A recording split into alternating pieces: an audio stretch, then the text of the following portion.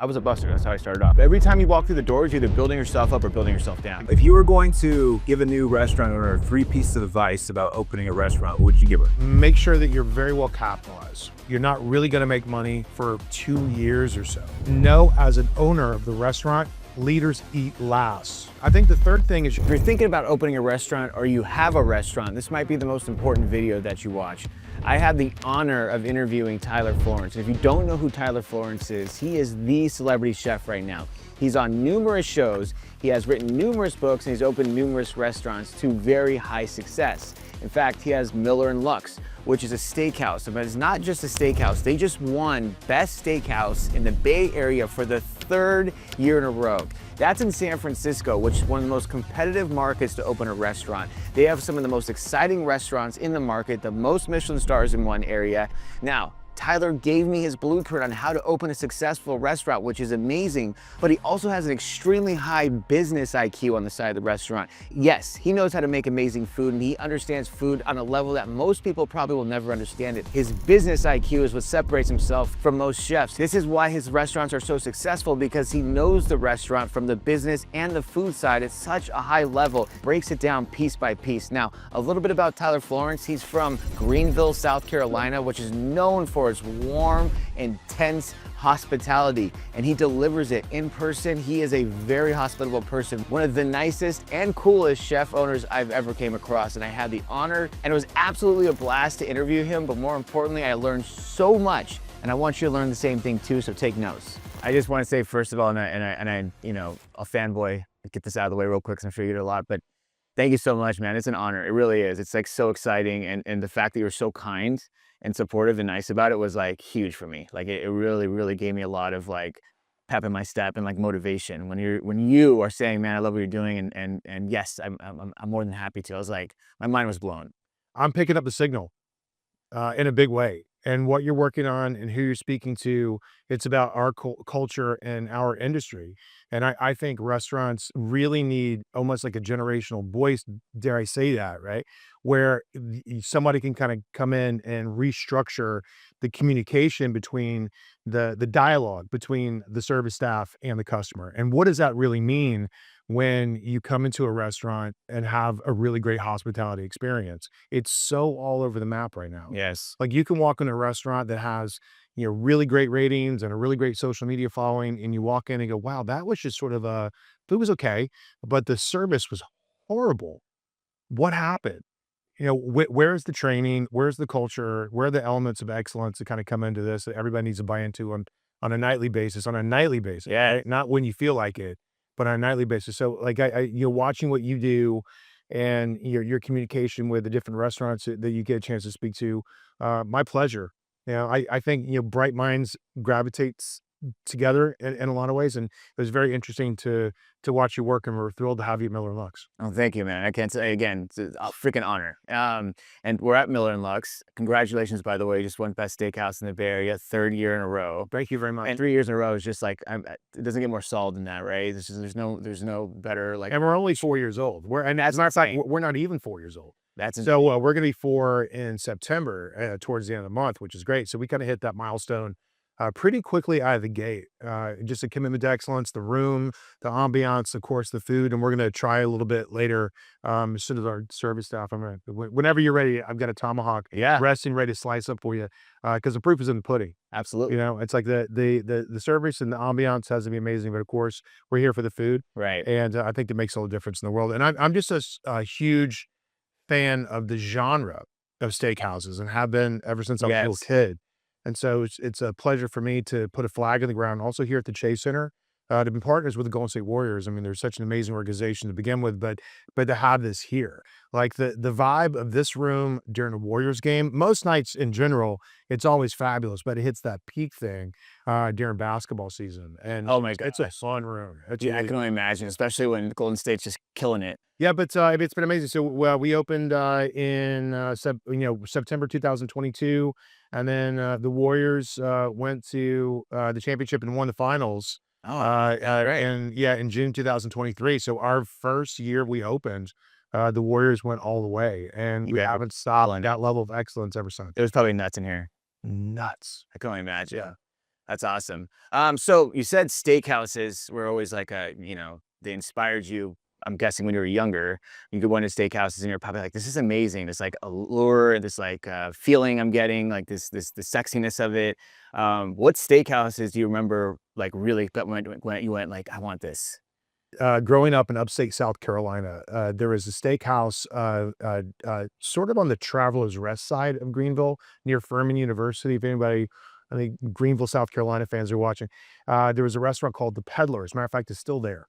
And it was this old, beautiful, it looked like a mansion to me when I was a little kid. I'm sure it's a lot smaller now. I haven't been there in a very long time. But it was this beautiful old stone restaurant nestled into the woods. You had to take the sort of windy driveway to get up to the restaurant. And it was a special occasion, fancy place where everybody went for prom and where where everybody went for like their kind of fancy night out.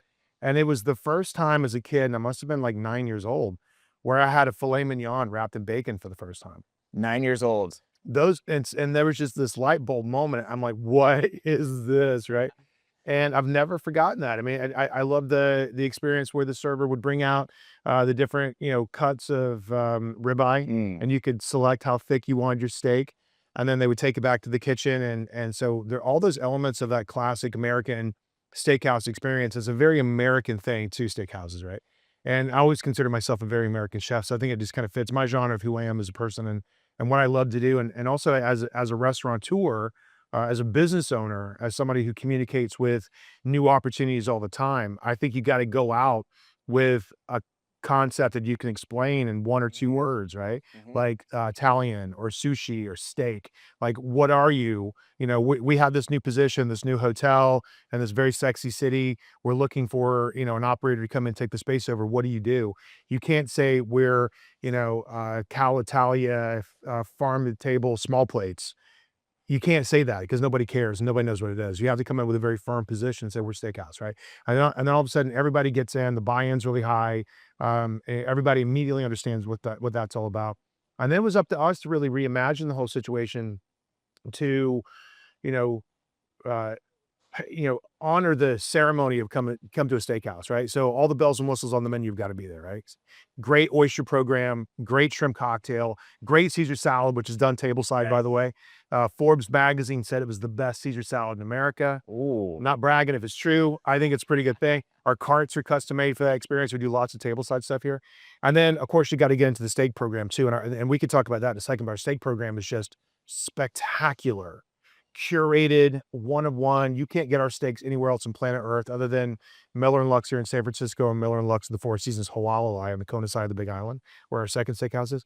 So we just want to come in and just do something really, really important. And obviously, and then the accolades start rolling in, and then the success of the restaurant starts to become very apparent. And it's been fun, man. Like, I love my restaurant. I love that. Love my restaurant. I love my team. I love the brand. The story's crazy. And so when the Golden State Warriors, and this is kind of going back to maybe, gosh, 2017, 2018, when they were still in Oakland. So I met Joe Lacob, the principal of the Warriors, and he wanted to build a restaurant at the new arena, this one, that rivaled. And I haven't been to this restaurant, but apparently the Chicago Bulls have a kind of a nice restaurant at United Center. And he goes, I want this to be better than that. I think it is. But we just kind of put it all in. It's like we're steak. We're best in category, best in class, best service, best ambiance, best product, and we just haven't looked back. What do you like when you decide to build your steak program? What is your thought process behind it? Because you said one and only, which I love. Yeah. But what is your thought process where you're like, I have to be, this is my separator. And this is why it's important, because obviously to be able to execute at a high level, you have to have passion and it has to be important to you. There has to be, everybody in the hospitality industry, and people that we interact with, and people that get it. Associates that we have here at the restaurant, people that you come in contact with, people that you want to be your docents from the service experience. We have what I like to call the same blood type, that B positive blood type. That's who we are. And either hospitality is your thing or it's not. And it's okay to be a transient and kind of come through the experience. And I always think that everybody will be a better human being in whatever your sales position is in the future if you spend a little bit of time in the hospitality industry. 100%. But if you're going to be excellent, you have to surround yourself with everybody in the room with a B positive type of blood type, right? Everybody is in this. Everybody loves it. And so that's where you got to start. That's the separator for me is the team that you hire. With a restaurant and really with any business, I think one of the strongest things that one of the strongest statements you could say to your associates who work at the restaurant is you make smart hires, right? You don't casually hire people. They've got to be great. Because if you pull people into the business and they're a brake, not a gas pedal, and they start to slow you down, and they get in the way of other people, then you're just saying to honestly anybody in the room that will stand for anything, will deal with anything, like their problems are our problems, and and it's not fair to people that really just want to execute the hospitality thing at a really high level in this restaurant. So it's not fair. It's not fair to any of them. So I think that's the separator you start with, is just making a really good position on hiring and making sure that you're hiring really, really great people that speak the language of a professional hospitality group. I love that. And I love the be positive thing. That's awesome. And yeah, I agree 100%, because I would, when I was server, bartender, I took my job very serious and I was all about the guest experience. I had ownership mentality. I honestly cared.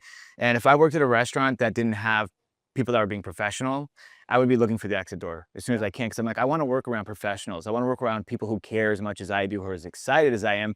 But there's a level of that comes from leadership and ownership, because no matter what, no matter how great your team is, you still have to have the systems and the leadership to be able to make sure that all that stuff's being upheld, right? Because no matter what, over time, things become systematic, they become transactional, and you have to kind of constantly be resetting and, like you said, motivating, right? We want everyone on the same level every single day. We have to hit that motivator, and that's a big piece of the puzzle. And a lot of people, because you've helped open, I'm sure you've opened a lot of restaurants, but you've helped open a lot of restaurants as well. I've opened 100 restaurants. Yeah, so you see it, and I tell people this all the time. No owner's like, I want to have a subpar experience, good food, and nice ambiance. No, they're like, I want to be the best. We want to have the best experience. We want to have the best this. We want to have the best that. Yeah. And then I'm sure this, like 8 times out of 10, they fall off the mark completely. Year 1, year 2, down the road, and you're like wondering what happened, because you had the passion, you wanted it. I know you wanted it, but why didn't it stick? And I think a big piece of that is leadership. Like, it's leadership and systems are just completely absent and not focused on. They think this stuff's just gonna happen or fall in place, or people are just going to execute without that kind of motivation. And everybody assumes that someone else has it. Yes. Right? They said, like, well, they've got it and it was their responsibility, not my responsibility. It's everybody's responsibility, specifically ownership and specifically management. But inside that system, everybody has to be hyper aware, right, of what is around them. Because if I can see it, if you can see it, I usually walk in the restaurant and I can immediately pick out 10 things that are just off. Right? Like I walked in here and the temperature of the room is too high. Like, why it's like 72 degrees in there, it should be 68. Right? And so those are the things you immediately start to kind of like, okay, let's just kind of get back into balance and back into harmony with the position of the restaurant. And then to me, like, that's that first thing. I just start walking around. And you're right. You can start off at a really great place, get the plane lifted up to cruising altitude pretty quickly. And then all of a sudden, 4 or 5 months into it, everybody's like, oh, they got it, I can take a week off. When they got it, and then, I'm gonna phone it in or whatever it is, or, I'm not gonna reach out to that 3-star review I got yesterday. I'm not gonna own the experience. I'm not gonna own our P&L. I'm not gonna make a big deal about our P&L. I'm just gonna let these sort of like small problems start to fester. I'm not gonna maintain a really good solid repair and maintenance log inside the restaurant. I'm gonna let these little problems turn into big problems, and then just wonder why the restaurant just sort of fell apart. Because it's like, if you can't keep the bolts tight on the wheels and the bus, just how fast restaurants move and how organic the process is, the wheels just want to fly off the bus just from the inertia of the business every day. And so it's up to us to make sure everything's calibrated. Our top tier team are being responsible and responsive and responded to in a timely fashion. So if they bring something up to the top and go, hey, this situation happened, I think we got to address it right away. Right. And with our group, once we talk about something, say on our Thursday manager meeting, we have 5 days, we have 7 days to be able to come up with a resolution for that. Yeah. 7 days. It's resolved in 7 days. Yes. If not, it is the number one topic of next week's meeting, and why the conversation moves beyond fixing it to why we didn't fix it, and then why we didn't address it in a lot of ways. It's really just more of like staying at it and on it. But then when restaurants start to just hum and flow, when you're really good at hospitality, it's fun. It is so fun. And everybody, you walk in, there's smiles across the room. There's a great energy. The service staff and our captains here are some of the highest paid captains in the city of San Francisco. They make great money, hard to get a position on the floor here. And that just sort of carries through with everything, right? They're proud to serve the food because the food is great, right? They're proud to present the wine. Our wine list is spectacular. We celebrate the good times. We celebrate the Warriors. We celebrate San Francisco. We celebrate visitors from all over the world. And people, when they come here, they're ready to just sort of give into the whole experience. These booths, for example, I'm not a big fan of loose tables in a restaurant. Like I like all booth construction because I want the restaurant to wrap its arms around you when you sit down. I want every table to be a power table. And I want everybody to walk in and feel like as soon as they sink in, we got Comfortable. you. Yeah. Comfortable. We got you. We're gonna have a good time tonight, right? And so it's like this thing that it starts with a good vision, and the carry through, the follow through Yes. is always a hard part. Yeah. Anybody can type up a really good letter. Yeah. Anybody can put together good systems on a piece of paper. Anybody could get a 3-ring binder and put some stuff in there, stick it on the shelf. But it's the carry through. It's okay. Now, what are we going to do about making sure that we maintain that super high quality every single day? And when everybody is aware of it, and that's part of your culture, and everybody lives that way every single day, then you kind of walk in, and then you start to recognize when it's not happening. And then the system just starts to self-based. You know, the system just starts to take care of itself in a lot of ways, right? Yes. Which is always really special. That's awesome. And you said so many things I want to go on tangents about. One of them is, follow through. I'm glad you said that, because that is what it's about. That's a huge piece of it.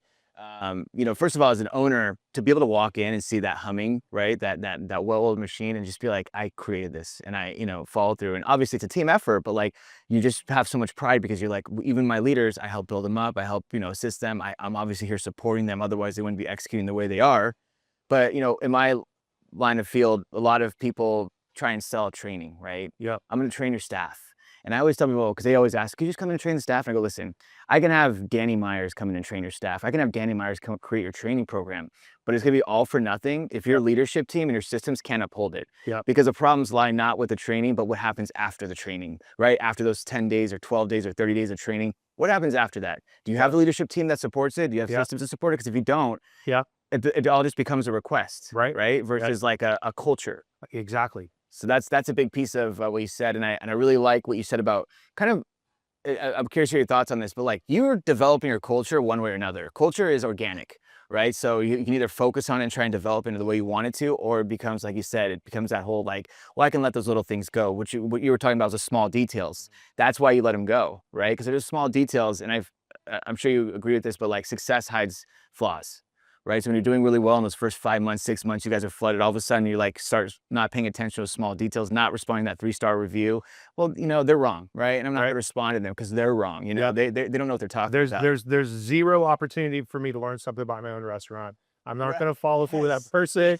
I'm not going to reach out after them. You know what I mean? What do they think? What do they know? You get like this. We never do that. And I love that. I love that mentality. And so but those small details are so important. Like staying, like you said, those are those little things that make the bolts fall off. And I think it's so important to stay on top of them. Yeah.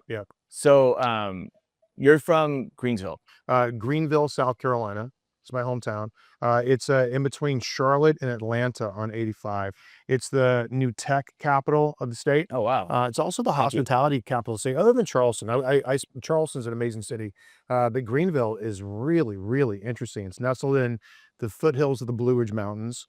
And there's a beautiful, the Reedy River kind of cuts straight through the city, which is kind of wild. So all these beautiful bridges kind of connect these little, shoals that, there's beautiful hotels and great restaurants, and the weather's cool. You're kind of in the mountains, which is nice. And then I grew up there, and then I went to culinary school in Charleston. I was in Charleston for about 4.5 years. I got a culinary degree, and then I stuck around and got a business degree in hotel restaurant management. And then I got an honorary doctorate in 2005, which is a real great honor. Yeah, I got a chance to do a wonderful commencement address.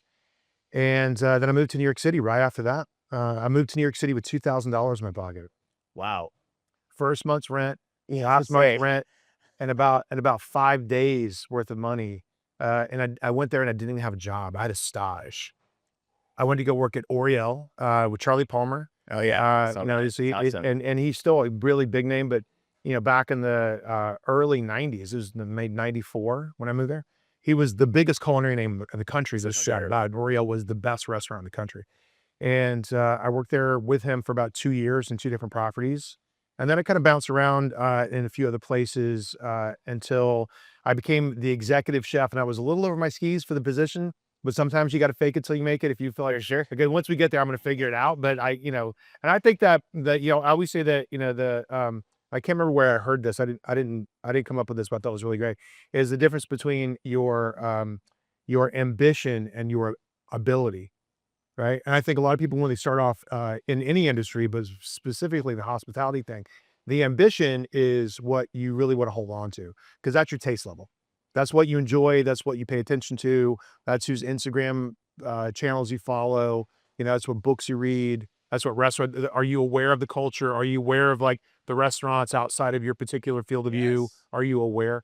And so that's your ambition, and then your ability. Obviously, you're not here yet, but it's your job. If you really take it seriously, honestly, in every industry, is just to keep ratcheting that whole thing up every single time. You know, every year, am I better than I was last year? Right? Am I more aware of what's happening? Did I get a raise? Did I get a position? And sometimes you take a big leap of faith. You go, Mhm. okay, here we are now, right? And but making sure that eventually you kind of hit that equilibrium thing, and then I think you're starting to taste success, right? Once your ability and your ambition start to meet at that level of your career now, because it's always going to grow, it's always going to flux Right. and change. But Right. right now, that's when I think success starts. Yes. That's when it starts.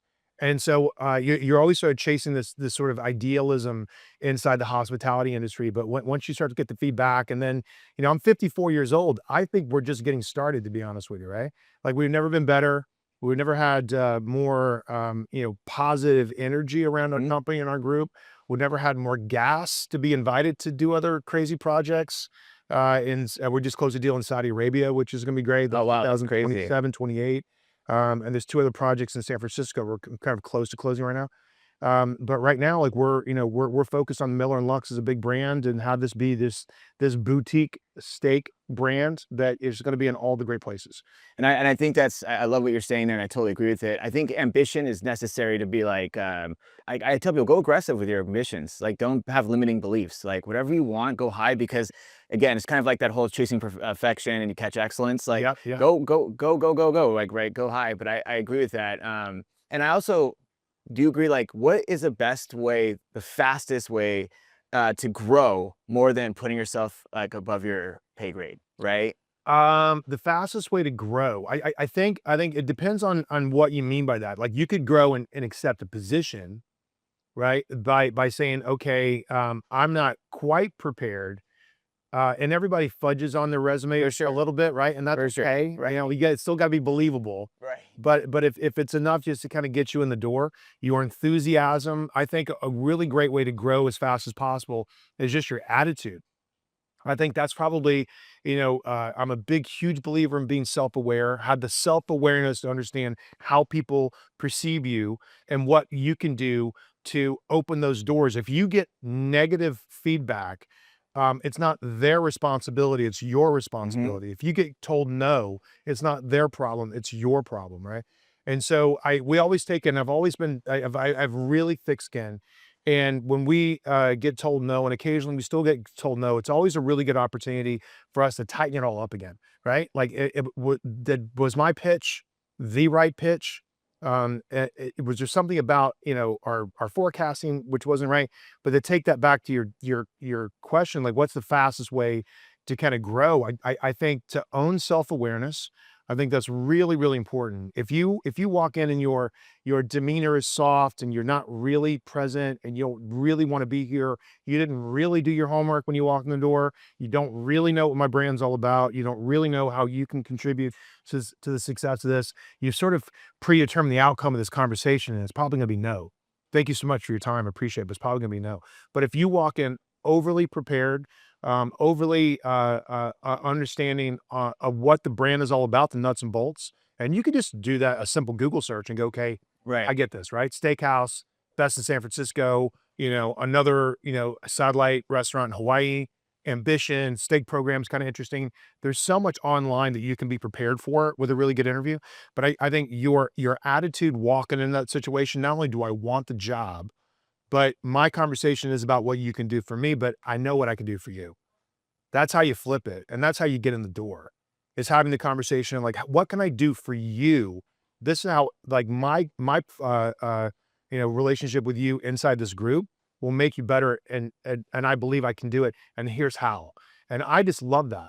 Same. I love when people come to you with ideas and they show you, and they've done the research and they connect the dots, and they're like in your head. Exactly. You're like, yes, I want that. Yes, can you do that? I actually, I don't 100% believe you, but I'm willing to give you a shot. I'm willing to give you a shot. And then all of a sudden, because I think, showing up is just half the battle, to be honest with you, right? Because even with like, my culinary world, we got a bunch of chefs in different restaurants and stuff, and they're all amazing. And then whatever their small little idiosyncrasies, whatever their thing that's my personal development project, right? Like I'm always tightening up the algorithm between myself and my chefs. So if I mention something, they kind of know what I'm talking about. Or if we're collectively embracing some particular style or some new interesting trend, which I think was kind of fun, our version on whatever it's going to be, then we're all on the same page of what that is, right?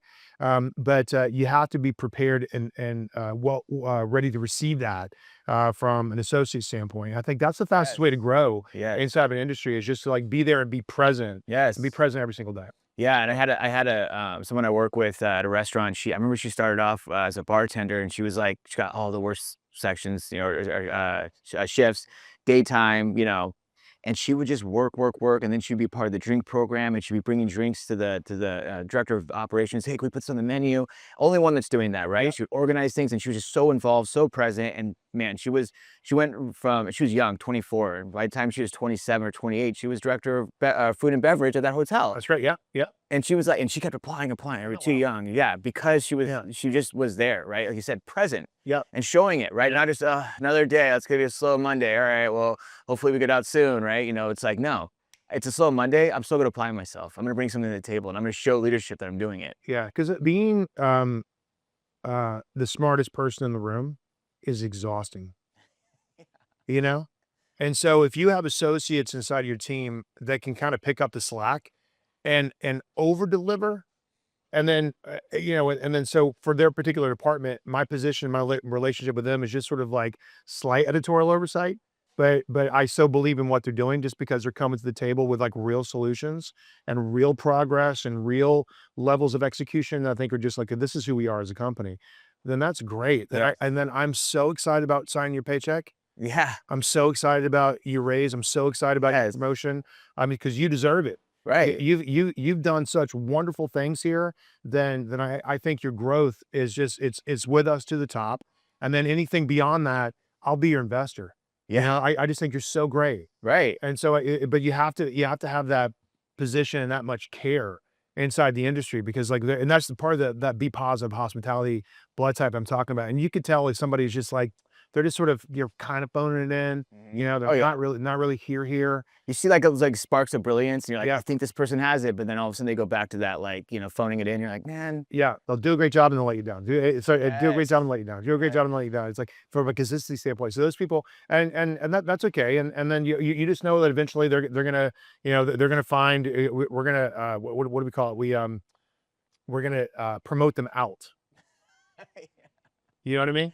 We're gonna do you a favor by promoting you out, so you can go finish the rest of your story, because obviously that's kind of what you want to do, because you're distracted, right. It's clearly for whatever reason not here. Yeah, whatever the first day of the rest of your life is, it's going to happen tomorrow, and then we're really excited for you. Right. Yeah. I love that. I love that positive spin on that. I might have to steal that. That's beautiful. Yeah, and I agree with 100%. The thing is, those people are so rare too. Yeah, they're so rare, and that's something I try and promote too with training, is that a lot of people try and do like the top of the iceberg training, right? talk about hospitality. It's their family, they're your friends, you know, treat them like they're your home, right? Stuff that doesn't really resonate with people. And I really try and focus on the bottom of the iceberg training where it's like, you have to understand one important thing about yourself. If you walk in here into your job and you're saying, I am here to put hours on my paycheck, to cash that paycheck, to pay bills and buy things I want, you're gonna live paycheck to paycheck for the rest of your life. It's gonna be a long road for you. Yeah, yeah. Oh my gosh. All right, this is Valerie O. She is our assistant general manager and day one employee. Beautiful. A fabulous associates with us right now. And so, guys, this is Sarah Burns, Sarah. our events director. And so, guys, so this is what you get. These are the goods right here. This is our 45-day dry aged tomahawk. This is what put this restaurant on the map. This is from our ranching partnership in Aberdeen, South Dakota. Okay. It's very, very special. So Thank you, Valerie. Thank you, Sarah. So this is Black Angus Prime Plus cattle. They graze on the ancient grasslands that the American buffalo roamed on for millions of years, and they eat buffalo grass. Terroir is very, very specific with beef. The same way that red wine tastes different in different parts of the world. It can be a Cabernet Sauvignon grape, right? But if it's grown in Piemonte, if it's grown in Bordeaux, or if it's grown in Napa, there's a different nuance of the flavor profile because of the terroir. Same thing with beef. So this is a very, very specific small production beef. Amazing. And so it's grain finished on barley and corn, so for about 250 days. And then we put a 45-day dry age on top of it. So it's like, this is like just super duper special beef that you just can't get anywhere else in the world. And we're really, really proud of it. And so it's taken us about 3 years to kind of get to that level where we could scale this anywhere. So all of a sudden, as we're starting to roll these out, a Miller Lux Hawaii, Miller Lux San Francisco, Miller Lux Riyadh, that the quality of product will never change. I love that. Yeah. It's because you built out the systems first, then you scale. Built it well. You partner with somebody who has the ability to scale, and then you always take the hard route, right? Because it's, especially in the beef program, it's easy to make a phone call.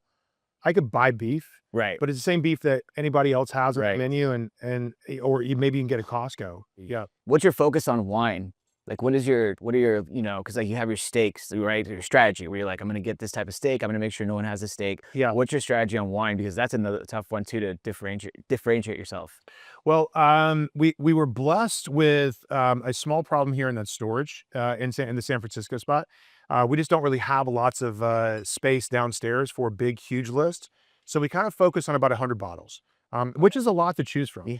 100 bottles is a lot, right? I mean, so we're kind of focusing on having an immaculate micro lists, which I think is a really good strategy for a lot of restaurants to think through. I don't know if everyone's ever thought about or heard or you know, from a strategic standpoint, micro lists, but having super excessive, heavy, bloated wine budgets is just sort of silly. Honestly, our wine budget every single month, you take a look at the P&L, it's kind of big. I mean, we usually sit on about $180,000 with a wine inventory at any one given time, and it'll jump up and down from time to time. But our strategy is hits only. I love that because how many times you've been to a wine and you know, if you start looking through you're like, you know what, just this is my stuff, right? Or you just pick out one that you recognize versus like that, like you said, all hits. All hits.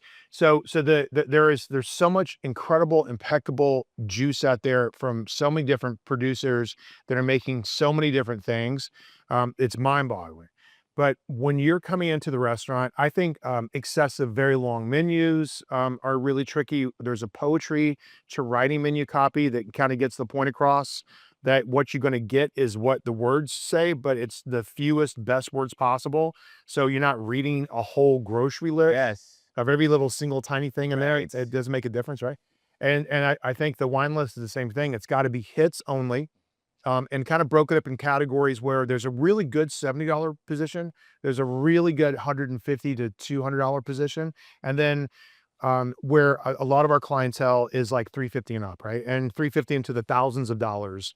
We love DRCs. We love Bordeaux. Bordeaux is a big position on our list. We love Super Tuscan.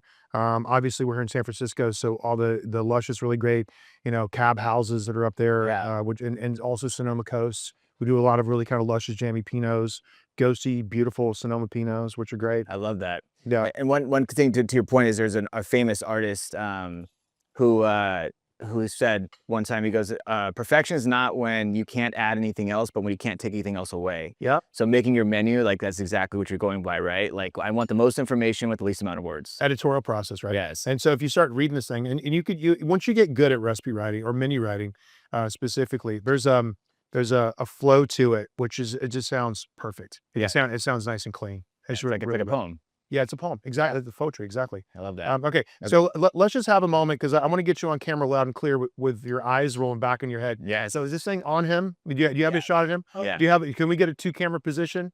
I'm a TV guy too, man. So I want three cameras on your face, because if you shed a tear, if you need a hug or whatever it is, I'm here for you. I love it. All right. I think I'm going to. All right.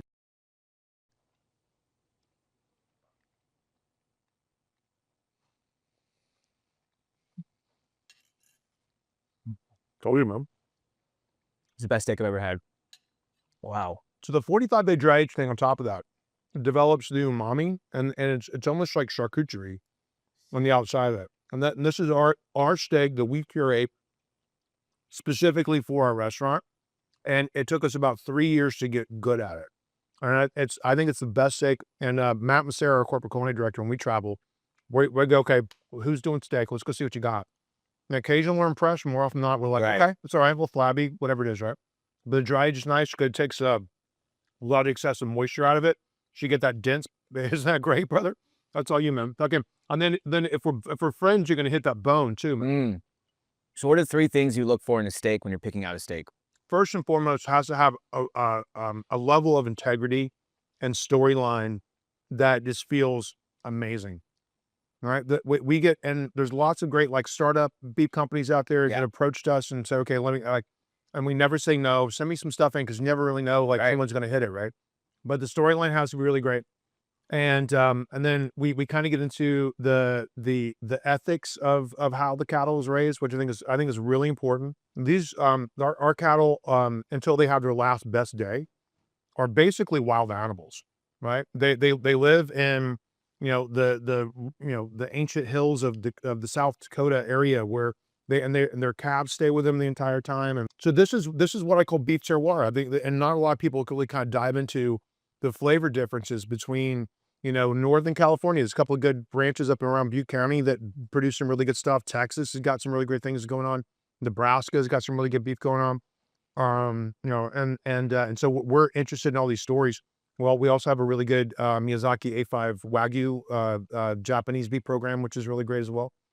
And so we're just kind of interested in the best. But what I try to stay away from is anything and expensive can still be ordinary.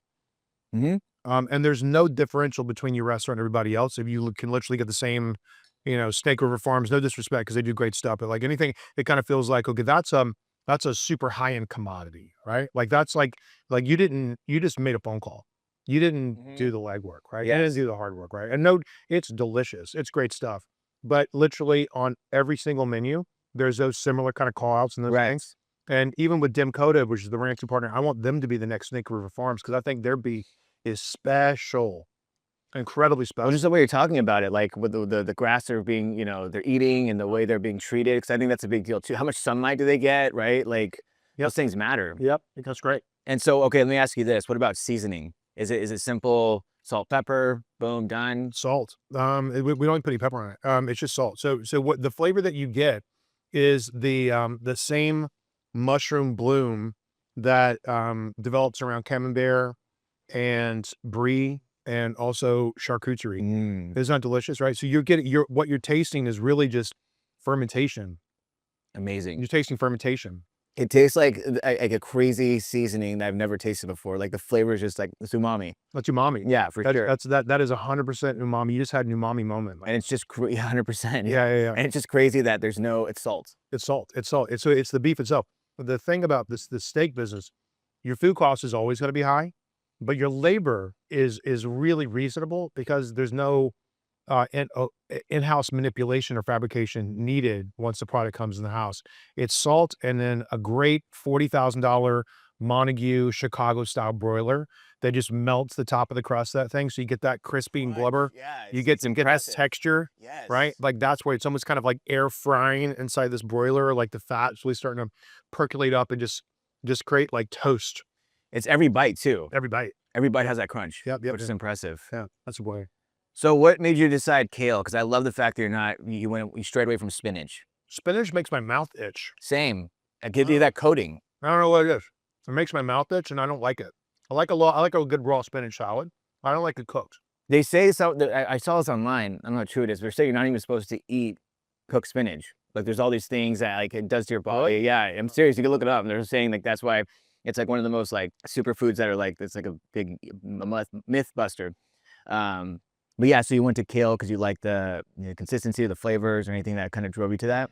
I like the stalky chew. I like the mouthfeel. Yes. Where like cooked spinach can literally just feel like almost next to nothing, which just squeeze all the water out. Like kale still has some integrity to it. So there's like a mouthfeel of just like luscious texture. And we take half of the kale, we blanch all of it, and we take half the kale and we puree it and fold it into a bechamel. And the bechamel is kind of a consistent cream spinach bechamel flavor profile. It's got a little Pernod, it's got onion and garlic kind of folded into it. But then we'll take the kale flavor to the kale puree, fold that into the bechamel. So it's just like double punch, double flavor.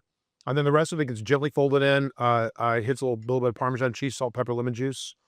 And then some crispy stuff on top, the baked crispy kale chips, the crispy shallots, and then more Parmesan. So And it looks the green like it's vibrant versus like spinach, right? That's what I'm saying. It's like so this is California, right? This is like the freshness of, this is like our vegetable focus, our vegetable thing, which is kind of nice. It's a good dish. I know these potatoes aren't going to be normal. It's a blend between, it's like a really good Yukon Gold and Kennebec, and and so we'll peel them, slow cook them in cream and butter, and then drain them, rice them. Nothing really incredible about it, but it's a good potato. Great potato. Yeah, but it's a very potatoy potato too, right? Isn't that nice? So there's a market position at the top of that heap that luxury is luxury, because like it's okay to be in the middle, but you still have to be really good if you're in the middle. Right. Because if you're not cheap enough to be cheap or nice enough to be nice, there's got to be something about it that really kind of makes it really interesting. And we just want to go, okay, bang, there's a couple of steakhouses in San Francisco, and then there's Miller Lux, right? And so we just want to kind of jump over that and have like a very, very premium position and let the product just speak for itself. Oh yeah, and it does by far. Because when you go to a regular steakhouse, it's like it's okay. Like it's like Right. it's like I'm really it's a nice dinner. I'm enjoying my company. We're having a really good time.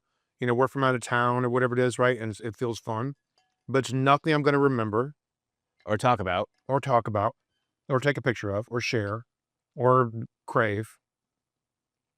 Have to go back. I gotta go back. Have to go back for that steak, right? Have to go back for that. No. Even I'm sure people. You guys have like a viral thing in here where people just seem that set bad boy right here? Our oyster tank is down at the moment.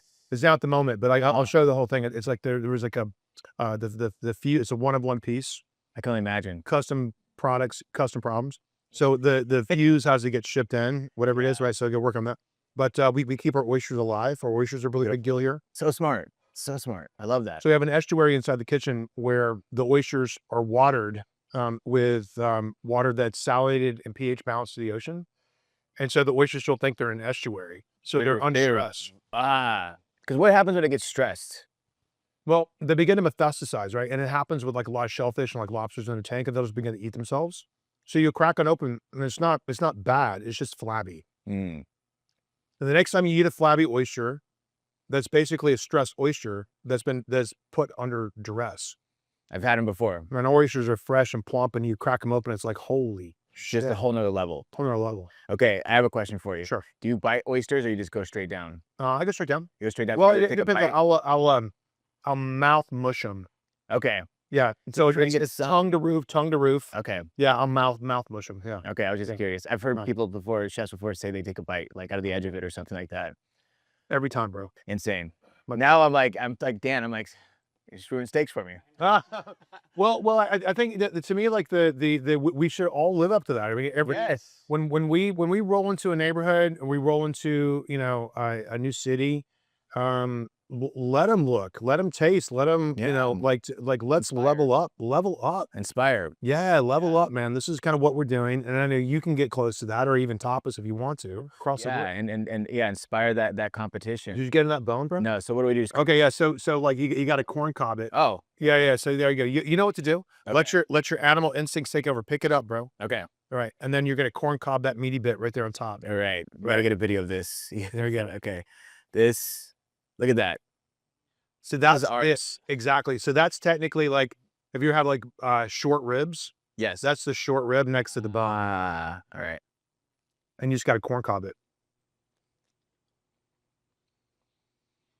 Can I get 15 minutes with this thing? Turn the lights out. Isn't that great? This is ridiculous. Do you ever see people doing this? Like actually sit down to time. level. All the That's time. that's All beautiful. the time, and I nudge them because like all of a sudden they'll do this, and their friends will take pictures, and you know like they had the bone, and it's fun. That's all right. Yep. Yeah, this is beautiful. It's delicious. You got it. Wow. It's fun. Yeah. It is Yeah. very unladylike. 1,000%. 1,000%. She's very ladylike. It's very Second, unladylike. I thought I was gonna get her to do it. Yeah. I would do. She was close. She was making a decision. She's on the fence. And so, and then the restaurant experience is like, it's formal and casual. It's friendly, but it's stealth. And we kind of have our own thing on I it. love that. So Yeah. I gotta ask you, and we can take this off camera too if you want. But like, what's dress code here? Because that's a big challenge I see with restaurants like these. Because people get mad, right? Like no jeans, for example, no ripped jeans. Like these ripped jeans are $1,000. Like, what do you mean no ripped jeans, right? So, what do you got? How do you guys stand on that? We don't have a dress code, but I think people kind of fill in the gaps on their own. We never want to make anybody feel uncomfortable. And when there's a game day here, Yeah. it's all jerseys. Yeah. It's all jerseys and hoodies. But it's like guys in like their jerseys with their black cards. Right. And so, Right. you know, at San Francisco, it's like the Bay Area. There's more millionaires and billionaires in the San Francisco Bay Area than anywhere else in the country. And so all these people, you know, if they've gotten the signal that Miller Lux is a restaurant to come to, I don't care who you are. I love that. No. And that's what I always tell people because right away, you know, restaurants they ask me, "What's your opinion on dress codes?" And I'm like, "Don't have one." Right? Obviously, if there's someone that's like, someone's trying to come in like a bikini, okay, you can, sorry, but like or no shirt or whatever, but just don't have one. And we worked in Laguna Beach for a long time, and restaurants always come from like LA, right? And they try and like copy paste, right? Katsuya, try to copy paste. Couldn't do it. They had a dress code. People got mad. Stop, and stuff like that just like killed the business slowly. But I'm like, what do you like? What's your goal? What are you trying to accomplish with the dress code? Really? Yeah. See, it's just another barrier, Yeah. right? And it make people really kind of think about it because like sometimes like I just don't want to get dressed up, Yeah. really expensive t-shirts that I wear. I'm like that with a blazer on top of it and like some good jeans and some great Laurel Piana shoes. Like that's kind of my vibe. Easy but still, you're not. That's not like a homeless person's outfit, right? No, but it's like if I just want to rock a t-shirt, Right. that's my thing. And so I think people look cool if you build a great restaurant, and then there's like make no mistake. Here's kind of the energy what we're going for, and then it just attracts a certain people. 100%. They kind of fill in the gaps on what that's going to be. Then the storyline takes care of itself. Like what we get, lots of business travel, lots of convention business, Right. lots of locals, lots of celebrations, lots of birthdays and graduations and anniversaries, and people come in from, there's a big, huge, like 150-mile circle around the Bay Area. So that's like a big, huge program that we kind of focus on is to make sure like those people are aware that this is a great restaurant to spend your birthday. Because 7.2 million people in the greater Bay Area, like Easy. that's Insane. yeah. There's somebody celebrating a birthday every day. Right. Right. Right. And we're really good at celebrating birthdays here. So it's just, we just want to create like a really great restaurant that, that people just want to, never forget. And we want that experience to just really just transcend everything that you're working on. And I love that philosophy, and I always try and talk to people about that. Where I'm like, that's your mission, right? Like, give the guests the best experience possible. Yeah. We do this fun thing for birthdays. It's all about the details, right? So when someone celebrates a birthday, we know their name through open table, right? And then so we'll print the menu with their name on the menu, Love that. and then everybody in the restaurant signs it. Oh, that's awesome. And then it's the last thing after meeting. That's right? so cool. It's the last thing. On behalf of everybody in the restaurant, we're so excited that you chose to spend your special evening with us tonight, and we all want to say thank you. And we hand them a menu that's got 60 signatures on it. It's everybody front of the house, back of the house, dishwasher sign, like everybody signs it. So cool. Like that's our thank you to say we're so excited to have you in the restaurant. And I like that because a lot of people do a card. Not a lot of people, but some people do the card. I think the menu is so much more impactful because they'll keep it because boom, now you have the memory. They frame it. Yeah. They frame it. Because it's a cool, first of all, it's a cool restaurant, Yeah. right? Then you have the menu, it's their name. People love that. But if it's a card, I mean, it's still nice, but it's just like, okay, I'm not going to frame the card. Yeah. Ever happening, you know? So I love that. That's so smart to move that onto like a menu. Yeah, we do that here and we do it. And it is part of our culture too. So we do it in both restaurants. Yeah. So Greenville, I want to ask you about this because from what I read, that has a very Southern hospitality kind of vibe to it.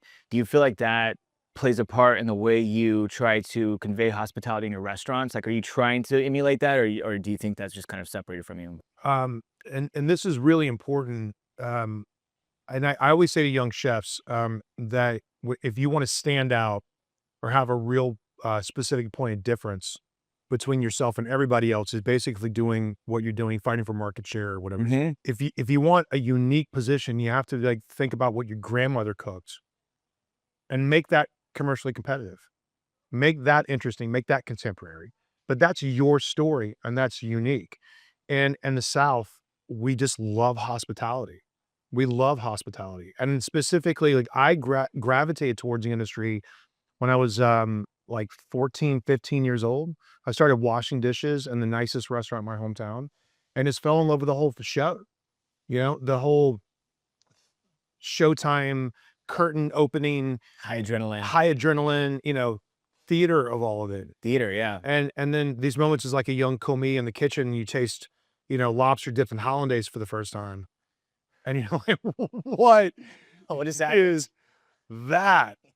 And then you start thinking through like how wonderful it feels to give and how wonderful it feels to really do that at a high level and then have everybody at that super high end buy-in point. And you just never look back. And so like my upbringing in the South for sure is part of my DNA. It's definitely part of my cooking. Like when I cook, like when I start thinking about things like my first position, even though it's like, you know, it's a Dover sole from France, or if it's like a really great, you know, Duroc pork chop, or if it's really, really good beef, it's like my first intuition is how to make it brown and good. You know what I mean? Like from a Southern cook's perspective. Right. How do you make it brown and good, right? Right. And then we make it fancy, we make it pretty, but always kind of make it taste good. That's sort of our first position. So the hospitality is definitely Southern for sure. We're really good at it from the South. I love that. What do you think, like, do you notice a difference of like hospitality out there and hospitality out here and what's like missing? You know, when you go out there and you're like, man, it's so much different than out here in California. I always say like for young front of the house, back of the house, anybody really interested in hospitality, I think you got to go to either 2 or 3 different cities. You either have to go to New York or go to Paris or go to London. And you have to do it early, do it in your 20s. And go work for big names. You know, if you're out of culinary school or if you like to not go to culinary school, but your school of hot stoves has to be finishing school.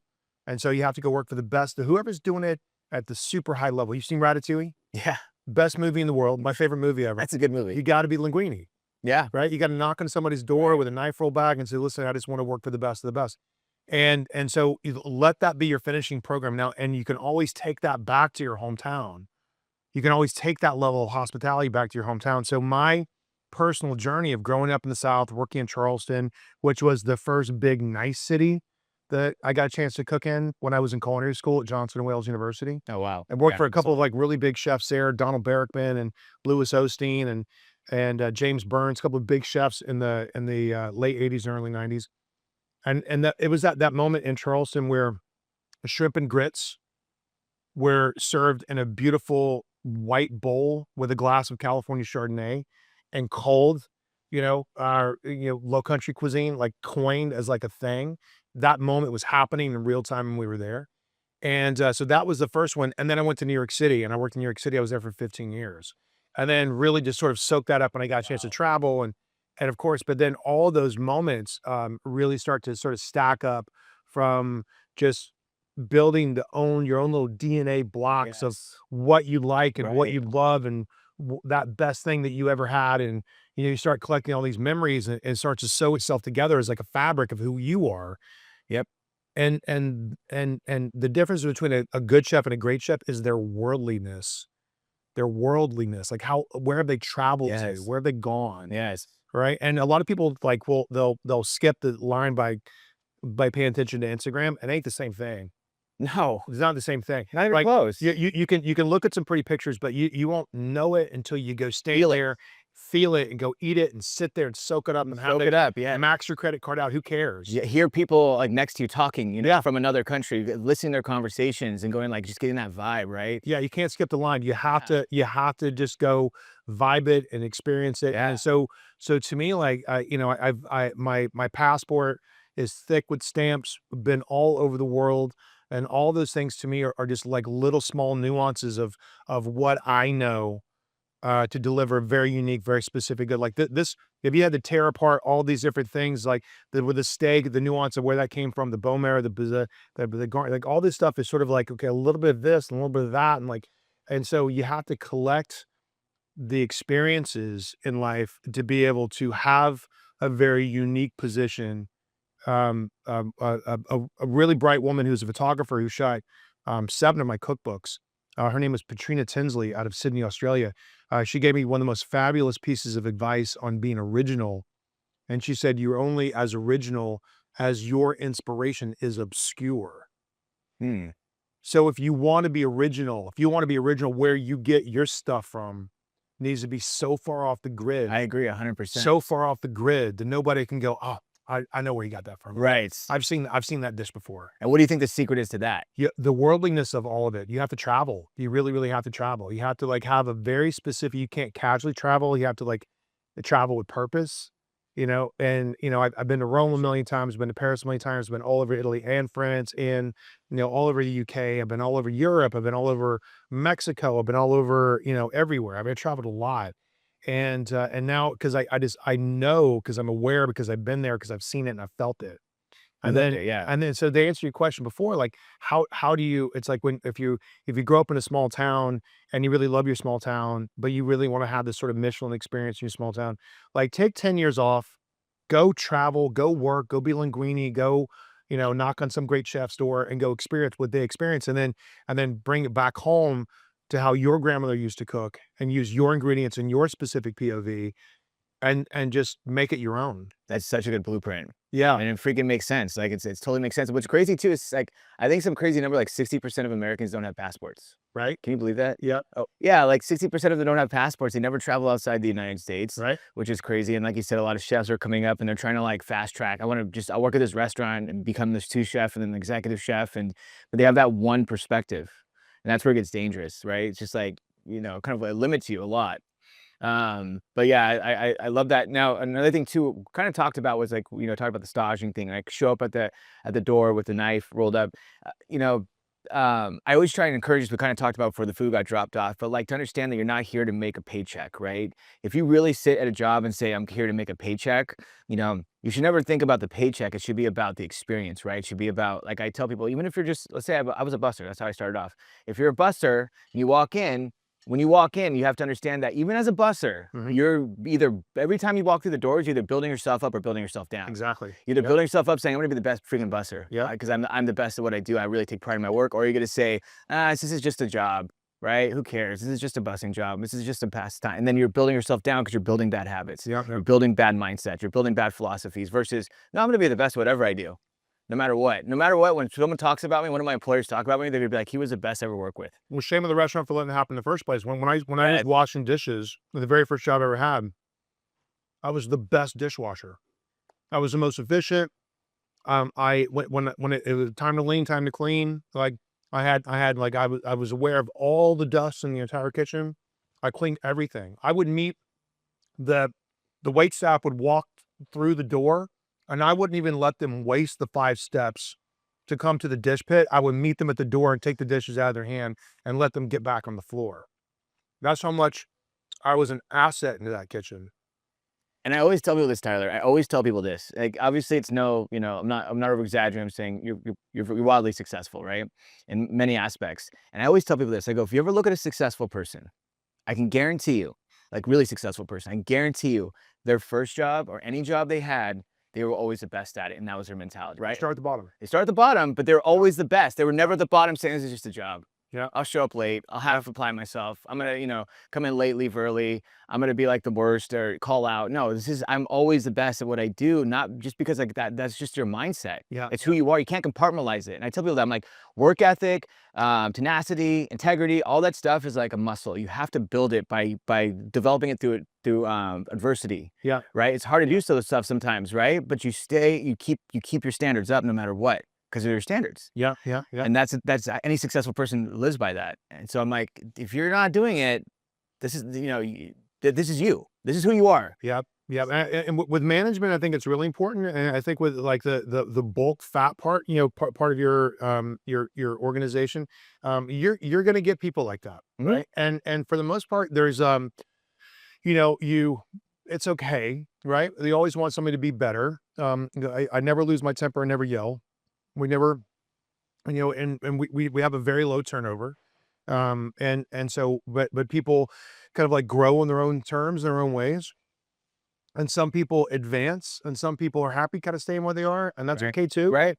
And so, but leaders lead, right? And that's what we're always kind of looking for. Like, what's your position and reason why you want to separate yourself from the pack to do great things, to be successful, Yeah. to For really, yourself. yeah. And so, some people just like, are just kind of okay with it, right? It's like, it's like this is a really good job for me, but I have no intention to do anything else in my life. And that's okay. 100%. That's, you know what I mean? It's okay. Right? 100%. But they're probably also high performers for you.